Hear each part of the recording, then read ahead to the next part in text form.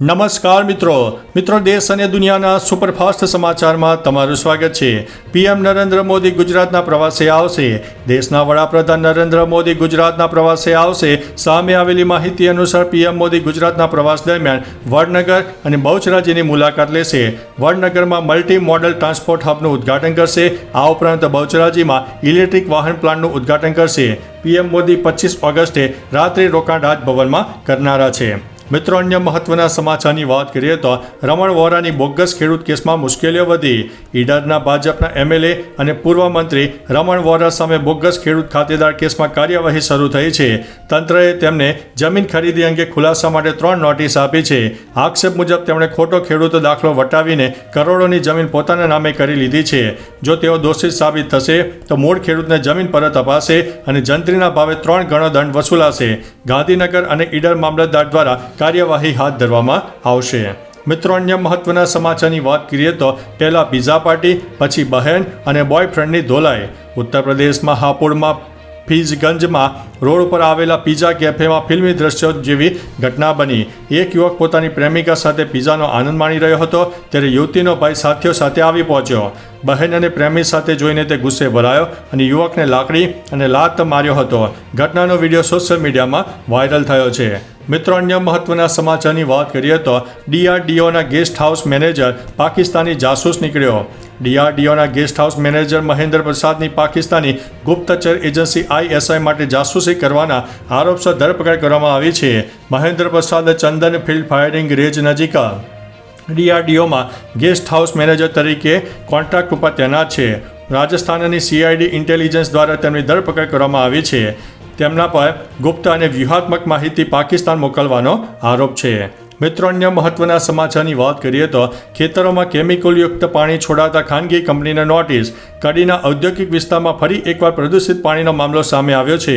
મોટા પાયે ઔદ્યોગિકરણ થવાને કારણે કેમિકલયુક્ત ગંદા પાણીનો નિકાલ એક મોટી સમસ્યા બની રહ્યો છે। સમગ્ર મામલે તલાટીએ ખાનગી કંપનીઓને નોટિસ ફટકારી છે। ગંદા પાણીથી ખેડૂતોના પાકને ભારે નુકસાન થઈ રહ્યું છે। આ મામલે ખેડૂતોના આક્રોશ અને રજૂઆત બાદ સરકારી તંત્રએ આખરે પગલાં લીધા છે। મિત્રો અન્ય મહત્વના સમાચારની વાત કરીએ તો પાલડીમાં અસાનધારાનો વિવાદ। પાલડીમાં અસાનધારા મુદ્દે વિવાદ વકર્યો છે। એમએલએ અમિત શાહે સીએમને પત્ર લખીને ગેરકાયદેસર બાંધકામની ફરિયાદ કરી હતી। આ પછી મકાન માલિકે નૂતન સોસાયટીની આસપાસનું ગેરકાયદેસર બાંધકામ તોડવાનું શરૂ કર્યું। અસાનધારો અમલમાં હોવા છતાં પ્લાન પાસ કર્યા વિના બાંધકામ થયું હોવાનો આરોપ છે। શાહે પાલડીને જમાલપુર જુહાપુરા બનાવવાના પ્લાનિંગનો આક્ષેપ કરીને સિદ્ધગીરી ફ્લેટના 104 મકાનો ખાલી કરાવવા કલેક્ટર અને કમિશનરને ફરિયાદ કરી છે। મિત્રો અન્ય મહત્વના સમાચારની વાત કરીએ તો સરકારી અધિકારી અને કર્મચારીઓની રજા રદ। જામનગર જિલ્લામાં ભારે વરસાદની આગાહી અને તહેવારો અને લોકમેળાને ધ્યાનમાં લઈને તમામ સરકારી અધિકારી અને કર્મચારીઓની રજા રદ કરી દેવામાં આવી છે। જિલ્લા કલેક્ટર કેતન ઠક્કરે તમામ સરકારી અધિકારીઓ અને કર્મચારીઓને આગામી જાહેર રજાઓ દરમિયાન હેડક્વાર્ટર ન છોડવા અને ફરજ પર હાજર રહેવાનો મહત્વપૂર્ણ આદેશ જારી કર્યો છે। આ સૂચના વરસાદી આફત અને જાહેર કાર્યક્રમોના સંચાલનને ધ્યાનમાં રાખીને કરવામાં આવી છે। મિત્રો અન્ય મહત્વના સમાચારની વાત કરીએ તો ગંગાની લહેરો સાથે વંદે માતરમના નારા। હર ઘર તિરંગા અભિયાન અંતર્ગત બદાયુ જિલ્લામાં 30 મંડળ સ્તરે ભાજપ કાર્યકરોએ ધામધૂમથી તિરંગા યાત્રા કાઢી। ભાજપ જિલ્લા અધ્યક્ષ રાજીવ ગુપ્તા નેતૃત્વમાં કચ્છલા ગંગા ઘાટ પરથી યાત્રા શરૂ થઈ। તેમણે નાવમાં સવાર થઈને તિરંગો ફરકાવ્યો અને લોકોમાં રાષ્ટ્રપ્રેમની ભાવના જાગૃત કરી હતી।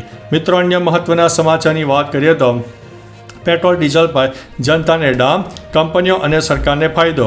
છેલ્લા 3 વર્ષથી ભારત રશિયા પાસેથી સસ્તા ભાવે ક્રૂડ ઓઇલ ખરીદી રહ્યું છે, પરંતુ તેનો લાભ સામાન્ય નાગરિકોને મળ્યો નથી। આ સસ્તા તેલનો 65% ફાયદો રિલાયન્સ અને ઇન્ડિયન ઓઇલ જેવી કંપનીઓને મળ્યો છે।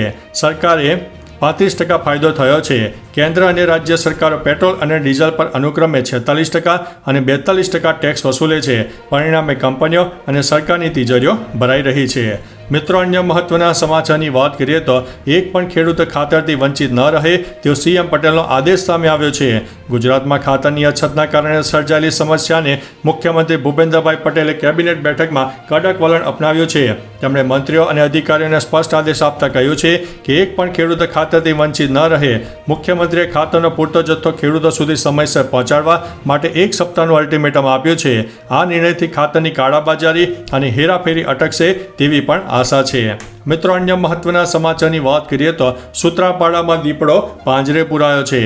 ગીર સોમનાથના સૂત્રાપાડા તાલુકાના સોડાદ ગામમાં વન વિભાગે મોટી સફળતા મેળવી છે. ખેડૂતોની દીપડાના આટાફેરાની ફરિયાદને ધ્યાનમાં લઈને વન વિભાગે વિક્રમભાઈ ભરગાની વાડી નજીક પાંજરું ગોઠવ્યું. વહેલી સવારે 5 વર્ષનો દીપડો પાંજરામાં પકડાયો હતો.